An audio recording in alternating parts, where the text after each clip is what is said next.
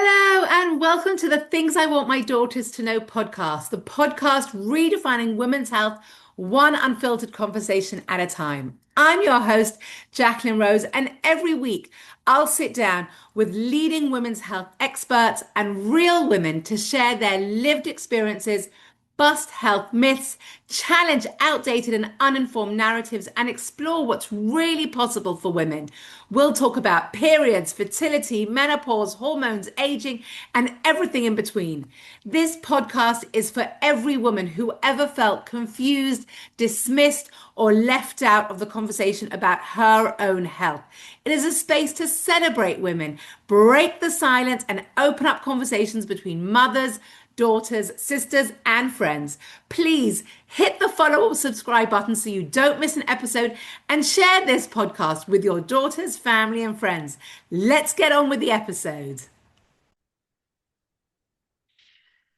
Hello, everyone, and welcome to another episode of Things I Want My Daughters to Know podcast. And today we have a great guest who's going to talk about something that is really the reason and the way that I entered into the women's health space. And that is through yoga, through breath work, through regulating our nervous system. That's sort of where I began my journey. And I'm really excited to be able to have an opportunity to speak to someone else who is as passionate about that space and that world as I am. Michelle, welcome to the podcast. Tell us who you are, what you do, introduce yourself, and we'll get straight into it. Hey, thank you. My name is Michelle Lamansky. I am an RYT 500 trauma aware, so mental health aware, really. So it's trauma, anxiety, depression, and I also do grief. Yoga instructor, and I really focus on women who are just feeling overwhelmed or very reactive and looking for a way to be more intentional in their behavior and in their life. Amazing. Amazing. That's the gist. So tell us a little bit how you got into this space, because most people that are doing yoga teacher trainings are doing teacher training so they can be a regular, in inverted commas, yoga teacher. But you've taken this into a very specific field of work of trauma yoga and really working with women who, for want of a better word, are very dysregulated, as you said, anxiety, depression, mental health, that survival mode, what we often call fight or flight. So how did you find yourself really focusing your yoga training in this specific area of work? I think I decided to go here because this was how I like when I found yoga, I didn't really know why I liked it. I just knew that I loved it and that I needed it. Like it was like there was this Mhm. internal part of me that was just like, I don't know why I need to be here, but I need to be here. Yeah. I was very much in this phase in my life where I was like flirting with panic attacks on a regular basis. Yeah. And I discovered yoga, and I discovered just these really calm, peaceful practices where I knew that at the end I felt better, right? And then, that would a couple days would go by and it would fade and I would go back again, right? And that was just over time it becomes there's less fade, right? But I will say the first class I ever went to, I hated and I swore I would never go back. So I would just say, if anyone has had that experience, like please go again. I went to an all levels yoga class for my first class, which I I'm sure they exist where that is not a lie, but I have found that that is a like Yeah. the ones that I've been to a lot of times, they tend to be fairly advanced, especially if you don't know what you're doing. So Yeah. I don't want anyone to ever have those experiences with me. I want them to feel calm and collected and safe when Yeah. they're taking my courses and taking my classes. So yeah, that was really important to me. And I would leave those classes with this ability to kind of like discern what was huge problems versus what was, maybe small problems that could wait a day or two. So, because I Mm. used to feel like, I was working all the time, I was juggling like who knows what kind of relationships in my 20s. And Yeah. I just had this feeling that like everything had to be done right now. And it Yeah. was 300 things that had to be done right now. And Yeah. every problem to me felt like it was urgent and must be addressed right now. Yeah. And so I would leave those classes and leave those practices with so much clarity and understanding that, okay, actually, I do have 8 problems, but only 2 of them need to be addressed with any urgency. The rest of them are not a big deal, right? Yeah. So that was just incredibly powerful. Yeah. Yeah. That's really big. So we know that most women um, really run their lives in this very high energetic state, which I don't say that in a positive way. Right. I know I lived my 30s with the mantra, if you need something done, ask a busy person. And I was that busy person. And that's sort of what happens in your 20s and your 30s. You just sort of are on that, hamster wheel. Very often along comes perimenopause, menopause, and sort of slaps you across the face and says, wake up, child. This isn't working for you. It never worked for you. It was all just a big dream. Pay attention, calm down, slow down. We've got to take stock of what's going on. But I Yeah, think that so many women, especially, don't even know they're in survival mode. This is just the way that our lives are. We are just juggling I 500 things agree. all at once. We wake up in the morning and we're already wondering what we're going to cook for dinner or which child needs to go to which extracurricular activity. I, I forget about the fact that we've got pinging from our phones, social media, news 24/7. So talk to me a little bit about how we know that we are in this fight or flight survival mode, dysregulated, because so often we just think that's what's just normal. Yeah, I agree. I have a few examples of that. I think, Please. yeah. So when I was younger, a lot of people have road rage. It's fairly common. I never had road rage. I had what I call like grocery store rage. I used to, and the problem was ultimately I had too many things to do, right? I would just Yeah, have this 1,000 things to do, and the grocery list was just another thing I had to just go, go, go, go, go, get through it. yeah, And so I would go, and there would inevitably be like some maybe an elderly person who is like blocking the aisle, taking 25 minutes to pick their apples or what felt like 25 minutes. And I would externally be like, okay, excuse me, can I get by? And I would smile. And internally, I would be irrationally annoyed yeah, that this person did not have the awareness to step aside, which, and yeah, I look back and that was obviously an overreaction, right? Obviously, yeah, that was not necessary. They have the right to take their time and choose their apples. But yeah, I think it was things like that where I was just in the always rushing to the next thing, right? And yeah, while that would be happening, while I'm annoyed that this person is, in my way, I'm thinking of all the reasons and all the ways it's going to set my day off kilter, yes, which was probably yes, not true, but in reality, it's a 2 to 3 minute setback tops. But yeah, in my head, it was going to cause me to have to stay up later that night because it was yeah, going to set everything behind. yeah, yeah. So, It's that it's I think it's that functionality of we are literally living minute by minute. Everything has to be planned, everything is structured, everything is organized. And the minute something comes to sort of, move you out of that very regulated, controlled place, you can't cope. And whether yeah, it's, absolutely. swinging from like 0 to 100 in rage, whether it's yelling at your kids for, you know, things that may not seem so, Right. really For in the being grand scheme kids. of Yeah. things, yeah, for being kids. Um, but so many things that on a regular occurrence tip you over the edge. And, people behind your back are saying, like, she's a bit crazy. And Hmm. you feel you're a bit crazy because Yeah, you know. because you are trying to be controlled and regulated, but in that controlled and regulated state, you're totally dysregulated. Yeah, you're trying. It's what is it? Where you're trying to squeeze something so hard that it slips through your fingers. Yeah, I always think of it like that, as you're holding on so tight that it's going away. yeah. I think Um, so many women can resonate with those feelings. yeah.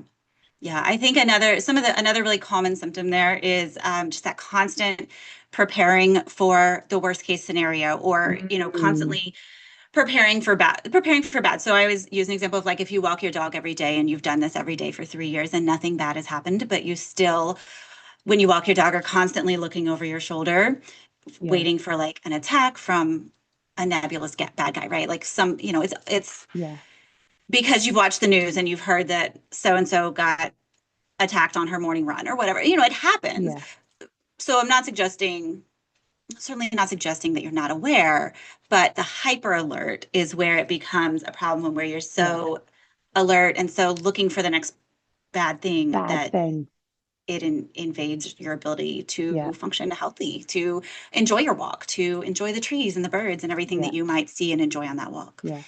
I'm sure a lot of women, if they're listening and their mothers, probably have that with their kids. You let your kid go out to a play date, you let your kid go out to an activity, you sort of let your kid go to, now we're coming into summer months, to summer camp or something, and there's all the long list of catastrophizing that could happen the Yeah. minute your child is out and away and doing things.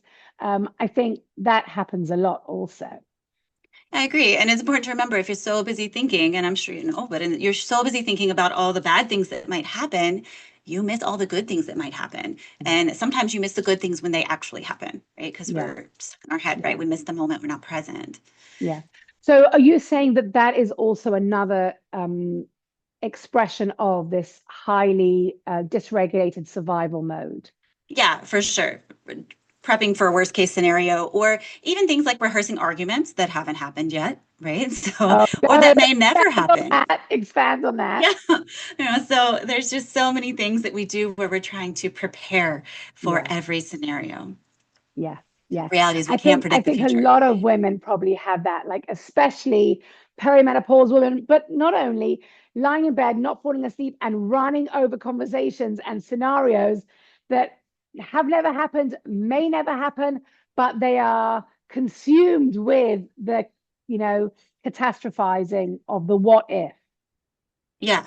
Yeah. I think it's super common. Yeah. And I Yeah, think especially with mothers, right? We're so stressed out. We're so worried. We love our yes, babies so yes, much that we want yeah, to spend so yeah. many thoughts protecting them. So I think it's natural in some ways, but not necessarily healthy. Yeah, definitely not healthy.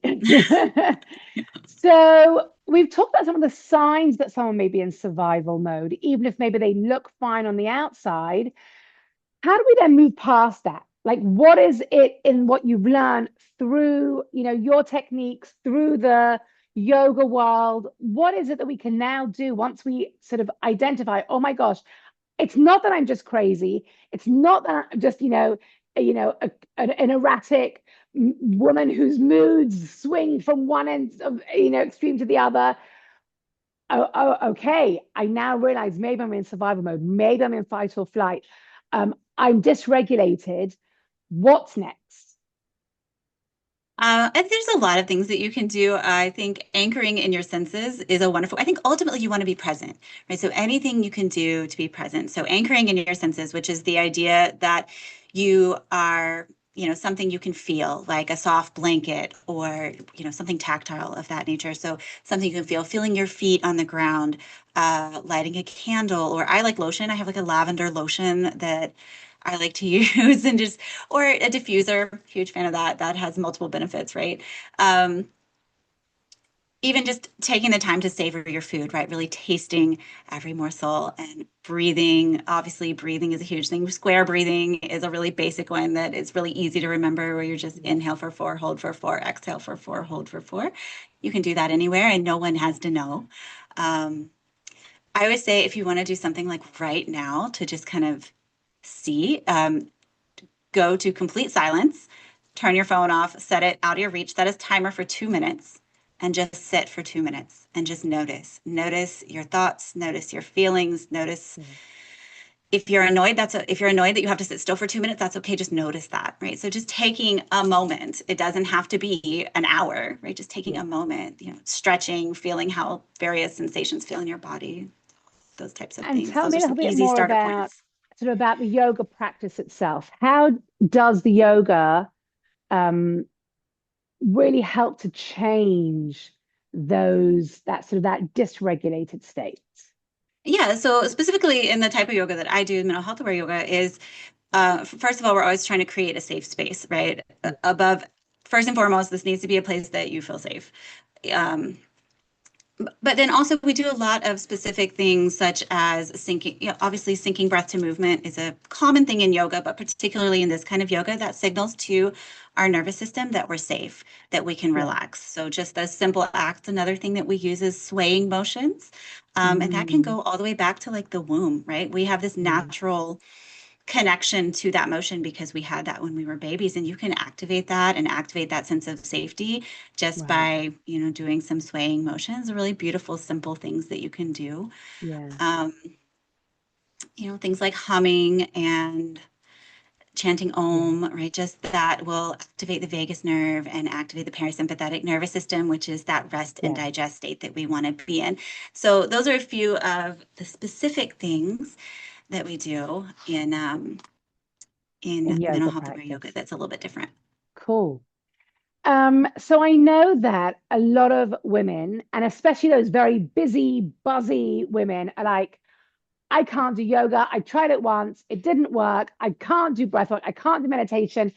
They're like the ants in their pants, and that buzzing in their brain is so difficult for them, or they're so not used to just letting the thoughts come in, flow, just sitting still, the breath work, the lying on the mat.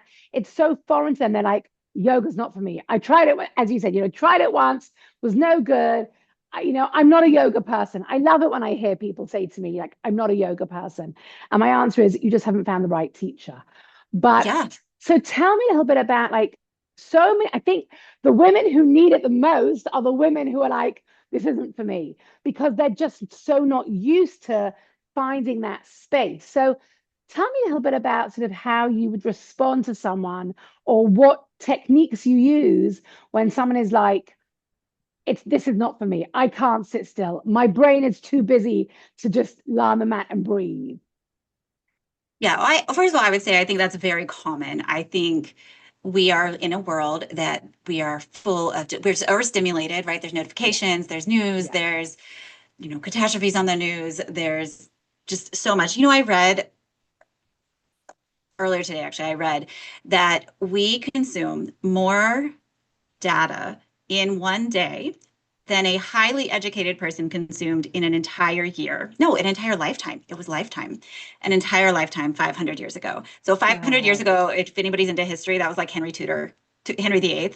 That was that long ago. So like more right, information in a day than people consumed in a lifetime. That is yeah, yeah, just kind of a reiteration that like we are not meant to live this way. yeah, We are not meant to take that much in. yeah. Um, so, but and I, and so and it, and our brains just can't cope with it. Our nervous system can't cope with that level of stimulation.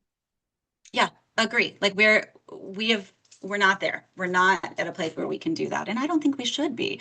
So I think first of all, just that's normal, right? Back to your question. That's normal if people can't slow down or feel like they can't slow down. And then also just remembering that, meditating and mindfulness and that type of activity, it's not about quieting. It's not about removing the thoughts from your head. They're always going to be there. yes, It's about observing the thoughts and learning to allowing those thoughts to soften, learning to receive and notice those thoughts with compassion and with kindness, right? As opposed to rigidity and shame and control, yeah, right? So it's learning to just shift the way you think about those thoughts, the way we observe those thoughts, the way we think about ourselves and our brain and others with yeah.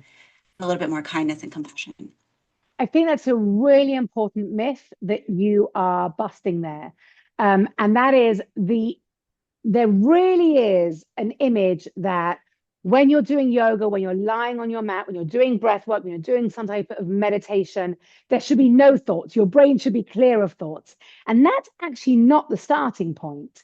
As you've said, I think that's really important. It's not that the expectation is you lie there with no thoughts.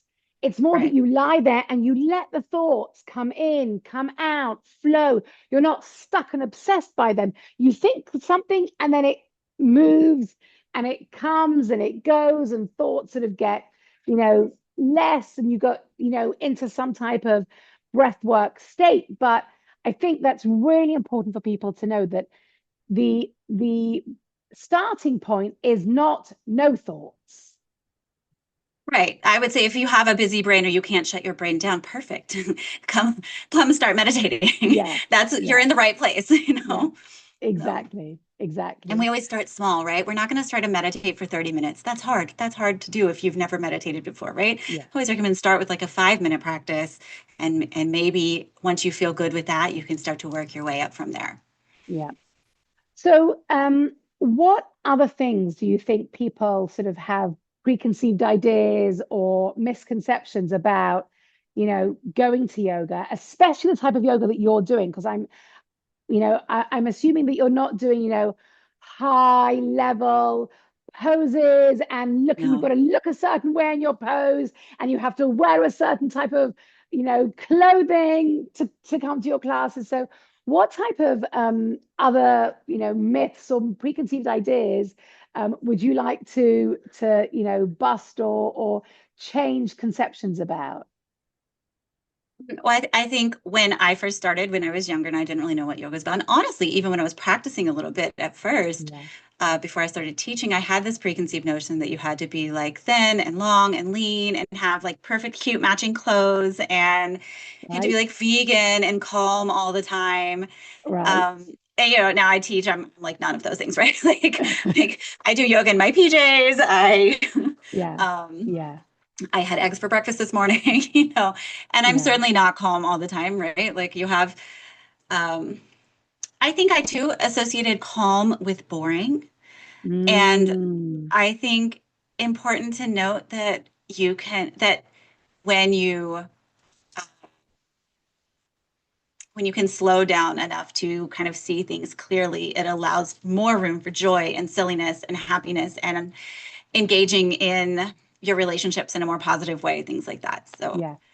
Because you're less stressed, because that stress yeah, level has come down. So you have more space for other emotions to come in. yeah, Yeah, yeah, yeah. I agree with that. A lot of people may think that yoga practitioners or yoga teachers are calm and boring and don't really do very much. But I agree with you. I think that one of the reasons why I entered the yoga space was for exactly that reason, was because I knew that I needed it to help me re-regulate, and yeah, using the yoga practices for myself to sort of maybe limit the extreme emotional fluctuations. yeah, So yeah. yeah, That's a beautiful way to put that. yeah. Um, Tell me, I guess, why do you think that so many women are struggling with this burnout, overwhelm, survival mode? Sort of what is, what are you seeing with your clients as to, why they're in that state? I think I think it's a lot of it is societal. I think we are a lot of oftentimes women, excuse me, oftentimes women, we're raised to think that busyness and helpfulness and self-sacrifice are Yeah, virtuous, right? yeah, And so, and if no one ever tells us different, and yeah, that's what was modeled for us, we just kind of end up in that. And the reality is, if you're constantly only functioning for other people, then like of course you're going to get burned out. Of course you're going to feel yeah, stuck and in fight or flight, right? You're like naturally that's not good, right? You deserve time for yourself. You need time for yourself, time to practice. So I think and I think a lot of people also internalize this idea that productivity is tied to self-worth. And I think that's like a deep one, mm, right? Like it's deep and it's hard to if you have that, if you are raised with that, I think it's really hard to like really know, like to really understand that like no, I am still valuable and worthy when I'm lying on my couch, right? When I'm doing nothing, when I'm yeah, relaxing, yeah, right? So I think that's another one that's yeah, really big yeah. that we're How many raised. how many women, especially mothers, but not only mothers, women who will be at home relaxing on the couch, hear, you know, someone coming into the house, and all of a sudden get up and have to start looking busy because they shouldn't just, take 5 minutes just to relax and read a book, or, you know, have a quick Scroll on your power nap or phone. Yeah. something. Yeah, yeah, Yeah, you God, I know, think that's so common. I'm laughing because I have probably done that recently. Right. I hate to admit that. I'm trying really hard to get better, but there Yeah. are, times where you still Yeah. We think don't like, want oh, I have to anyone be, to it's look up and ingrained. see, yeah, like, oh my gosh, you're relaxing. Like it's a sign of failure if we've taken that moment just to like calm ourselves, have a moment to bring ourselves back to ourselves, sort of take a breath. You've got to be consistently busy and doing, and you've got to, as you said, productivity is a sign of self-worth. And not Yeah. only professional productivity, but, Just all the time. But it's not, right? We think that, but it's yeah, not. It's not. It's important to, it is not. Our worth is not tied to our productivity. So I just yeah, feel like I need to say that as much yeah, for me sometimes as everyone else. Like yeah, we all need to hear that, I think. yeah. So if we are living in this sort of chaotic survival mode, and you've already given us some examples, but what does it actually look like on a daily basis? What could a woman may think, wow, like the thought of having to go to yoga, do I do it every day? Like, do I have to do for an hour? Like, what does it look like if I want to start creating those moments of calm within this chaotic reality? Because the chaotic reality is not working for me anymore. So what would that look like? Yeah, I'm going to preempt you, I think, and say, first, you've got to recognize that the chaos isn't working for you. And actually, it's not the burning, fuel that helps you get going. It's actually it's creating burnout. yeah, absolutely. Awareness of the problem is for sure the first step. You have to have that awareness. And it's harder. It's harder than it should be, I think, sometimes. I think it is important to note that you don't have to do an hour of yoga or breathwork or meditating every day to find regulation and peace and a sense of calm and the ability to prioritize all those things that it can do. I think, though, I have a friend who asked me the other day. She was like, "Well, what is the secret? What do you have to do?" And I said, "I know where you're going. It's not that you just do one thing and it's done. Yeah, It's like a diet, right? You can't eat a salad and lose all your weight. You have to eat yeah, healthy every day. And in the same note, you can't just like do one yoga class and fix it.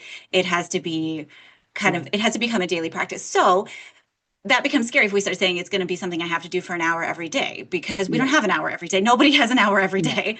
So it can become, I always suggest, first of all, I suggest a 5 minute morning quiet time every morning, like whether it's meditating, I will, if the weather's nice, sit out on my back porch and listen to the yeah, birds. And I quiet, like no phone, no scrolling. We just sit there and I sip my tea or my yeah, coffee.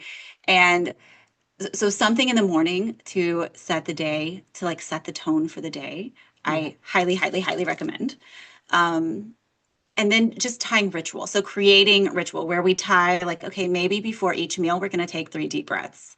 Maybe before every kind of major work event, a meeting or something, we're going to take a deep breath or we're going to stretch a little, do a couple of stretches. yeah, Um, so so it becomes just how can you, maybe we're going to journal every day for 5 minutes at night, right? yeah, As opposed, and again, this is usually what you're sacrificing is a few minutes of screen scrolling or doom scrolling, yeah, right? yeah. So if you think in the big picture, this is not really, um, Yeah. it's Well, not no, a that hugely you time consuming. don't need to. I think you're right. I think a lot of the preconceived ideas are you need half an hour for journaling, you need 20 minutes for guided meditation, you need an hour for yoga. It doesn't need to look that big of a commitment, especially not at the beginning. Exactly. Exactly. Like start small because I think again, it's like a diet. If you cut out everything, all your favorite foods and Yeah. everything that you're used to doing, it's going to fail. So same thing with Yeah. regulating your nervous system on a regular basis. If you completely change everything overnight, it's not sustainable. So we just start with these little small changes Yeah. and it may stop there. You don't necessarily have to move towards doing something for an hour and a half every day. We can Yeah. stop at 5 to 20 minutes total a day, Yeah. right? Yeah. And it can be really helpful and really beneficial. Yeah. And I'm going to ask a stupid question, but I'm going to ask it anyway. How was someone who was starting to do this notice that it was working? Like, what are the signs that it's working? No, that's a great question. I think So for me, I'm thinking back to like when I first started. After a yoga class, I felt a certain way. So I would go do an hour of yoga, and afterwards I would feel like I understood my priorities better. Like I understood where my time needed to be versus where my time was like it was like optional for me to be there, right? Yeah, I just felt like I had this clarity. And also I was less reactive after those ones. So the way you yeah, start to notice, I think, are those things, and then those things start to happen more often, right? So you become so, for example, when someone is angry at me now and they're acting irrationally, whereas used to I may have reacted back to that and maybe got like sucked into an argument or something like yeah, that. I don't do that anymore. Now I think, oh, I wonder why they're so angry, you know? And I yeah, they can just be angry and they're going off and whatever they have to yeah, say, and I'm like, okay, get that out. You got anything else? I just let them go, yeah, and that is drastically different from how I did that 20 years ago, right? So I think those are the signs that you're like not getting sucked into things anymore. You're yeah, not snapping at somebody over doing something little, or like I think I mentioned earlier, like loading the dishwasher the wrong way. You're not snapping and flying off after that. And then you feel this guilt and shame, and you just yeah, notice that's not happening as much yeah, or hopefully at all, but as much, right? We just start with progress. yeah, Snapping at your kids, things like that. Because a lot of times we do that snappy, we're losing it kind of stuff, or crying. Um, if you're somebody who maybe never cries and then all of a sudden you're crying at a really weird, inappropriate time and over something seemingly small, yeah, um, that will go away. You'll stop yeah, doing that as yeah, often and you notice that you cry at more appropriate times, right? Because crying is yeah, still something we need to do occasionally. yeah, So I think just it's always easy to look back, right? So you may not notice it initially. You may just feel yeah, better.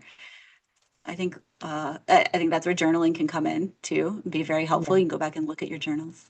yeah. I think that's really great advice. I think so many, as you've intimated, so many women especially are snapping. They lose it very, very quickly. Then they regret it. Then they feel bad about themselves and they've got all that negative self-talk. I'm an awful person. I'm a horrible mother. I'm a horrible colleague. All those that really awful self-talk after they have lost it. And I think, as you said, like beginning to notice that your response to a situation is changing. And I think that that can be exceptionally, exceptionally powerful. And again, it's not going to be 100% of the time at the beginning. And No, it may just to pay attention to what is going on with you in the same situations. And these situations repeat themselves the whole time. We know they do. They yeah, do. like we're snapping at family members, we're snapping at colleagues, we get angry about, the person that's overtaking us, on the road, or as you say, the person in the supermarket that is just going too slow, or all these instances that happen hundreds of times throughout our week that are Mhm. triggering, and then to stop and say, oh wow, as you said, like maybe I wasn't triggered that time and I normally am, or maybe I Right. just a different thought coming into my head. So I think that's a great way to be able to track and monitor what's going on. Yeah. Yeah. Thank you. Is there anything else that you really want to share before we sort of come to my last question that I ask all my guests? But is there anything else that you really think that people need to know about this sort of survival state they're in, and the work that you do, and things that you've seen and things you've learned from your experience? I think I think this answers your question. I think I just want people to know to be patient with themselves, right? Mm, Be kind and compassionate toward yourself, and that will bleed everywhere, right? Like you have to, because I think so often we hold ourselves to other high standards. We hold others to high standards yeah, because we hold ourselves to such high standards. yeah, And if we can soften that, not that you should lower your standards, but that maybe they're unrealistically high, right? yeah, So if we can soften the way we look inward, it will naturally soften the way we look at others. yeah, yeah, yeah. I think that's really great. I'm thinking of another thing that happens consistently, and it's a great way to monitor how you change your response is there is always going to be someone in your house that is going to spill something on the floor at least 6 times during the course of a week, whether it's food or drink or, dog food or whatever it is, something is always going to spill on the floor. And I know that I, more often than not, will lose it because I'm the one that always has to clean it up. Um, but if you can like not keep that those thoughts to yourself, but like you let it out inside your own head rather than letting it out to the other people around you. Sometimes that's also I think often a sign that like, okay, I see that something has changed in me. Um, Yeah, well, and just reminding yourself that you can handle it, right? Like it's a spill. We can clean it up. We have the ability to clean it up, yeah, right? So I know that's just a small thing, but it's always a small thing. It's it's always always the something small small things, that always. it's like the tip of the iceberg, Yeah, yeah. Okay, so this has been super interesting. I think really valuable information because I think it's something that so many women, it is their reality. So this has been really great.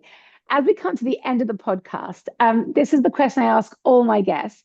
This podcast is things I want my daughters to know. I want to know what you want your daughters to know. I know you do have daughters, but your daughters, your nieces, your goddaughters, what is it that you want them to know that is, that you think this is the piece of information that I want to pass down?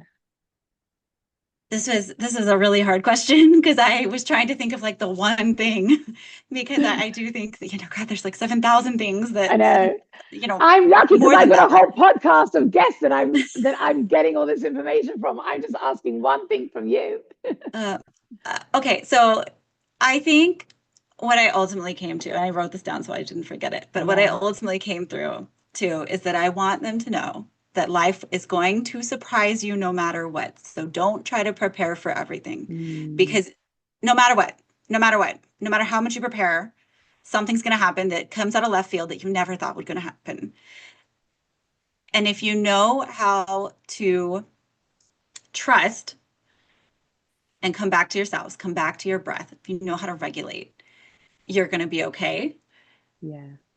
And I want them to, I'll make sure I get it all. Hold on. I want them to trust themselves deeply, like Yeah. deeply, because again, if you trust yourselves and you trust your ability, you can handle whatever comes. I want them to respect themselves because again, if you respect yourself, you can respect others. So Yeah. I don't know if that counts as one thing. It feels like No, it's one really thing, but powerful. No, I think it's really powerful because you're correct that maybe it's an element of resilience, but we know that as mature adults, we know that life is unpredictable and there are always going to be curveballs. And I love what you've said that within that reality, you've got to find some way to deal with it. So that yeah. I And think what you've trust said that you is, can, like trust that you can through it. Whatever it is, you're yeah, going to get through it and trust yeah, in that knowledge. yeah. But I think everything you've said, throughout our conversation of those anchors of regulating yourself, the breath work, the yoga practice, the grounding, the being out in nature, the journaling, all of those things, I think help to develop that trust that you're talking about. Yeah, I think so. I hope so. Yeah, amazing. Michelle, thank you. This has been fantastic. Let our listeners know where they can reach you, where they can find you online. If they want to learn more about your work or reach out to you, where are you? Yeah, my website is www.balancedyogatn.com. And my Instagram handle is at balancedyogatn. Facebook is the same, at balancedyogatn. I have a quiz on my website if you want to find out if you are stuck in survival mode. So you can take that and see. And if you do that, if you are, I'll give you a little email that will give you like some quick, easy ways that you can reference to come back to that. Amazing. Yeah, so we'll stop with that. Amazing. Great. This has been fantastic, Michelle. Thank you. Thank you so much. Everyone, thank you for listening, for watching us. Maybe Thank all you of for a having sudden me. maybe all of a sudden you're realizing that you are stuck in survival mode. You didn't realize, you just thought this is what it means to live your life. So reach out to Michelle for any guidance, help, reach out to me. And I look forward to seeing you at the next episode of Things I Want My Daughters to Know podcast. Have a great day.